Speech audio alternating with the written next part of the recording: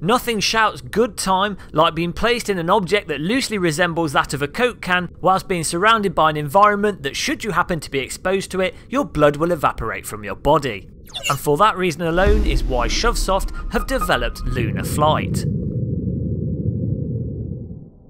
Now some of you watching this video will think, hang on a minute, that game came out in 2012. And you'd be correct, it did come out in 2012. However, since then, we've had this little thing called virtual reality happen. Shovesoft, being the tin can dwelling lunatics that they are, decided to fully embrace it, despite only 4 people owning an Oculus Rift. Unfortunately, many developers, when adding Oculus support to their title, just do the bare minimum to get it to work.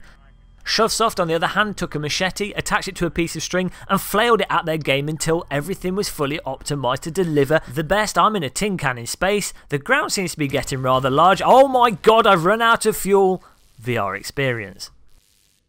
The biggest change perhaps is that they decided to completely throw away their old user interface and replace it with something a lot more chunky, which granted doesn't look quite as simulatory or as believable as the original one, but it's a lot more functional given the limitations of the Oculus Rift DK1 and DK2's resolution.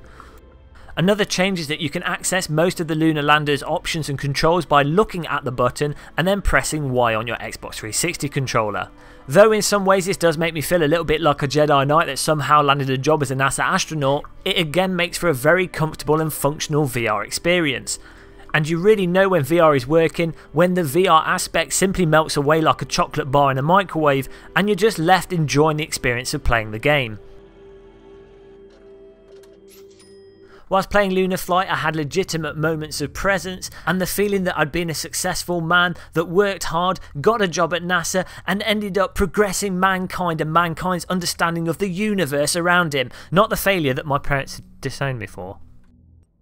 Now when you start the game you get given a bunch of maps to choose from which vary in difficulty, and each map has a bunch of missions that you can then execute. The missions vary from picking things up, doing scientific surveys, and unsurprisingly, as this simulates an American lunar lander, you can do the most patriotic activity of firing rockets in space. It simply doesn't get better than that.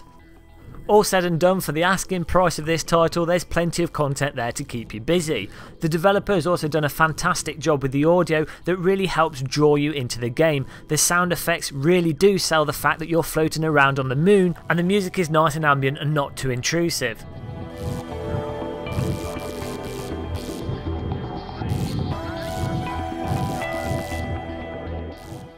All said and done, if you own an Oculus Rift DK1 or DK2, just get this now, shut down YouTube, turn your computer off, throw it out the window, buy it, get your computer, set it back up again, reinstall Windows and then play it, because I absolutely guarantee you're going to have a fantastic time.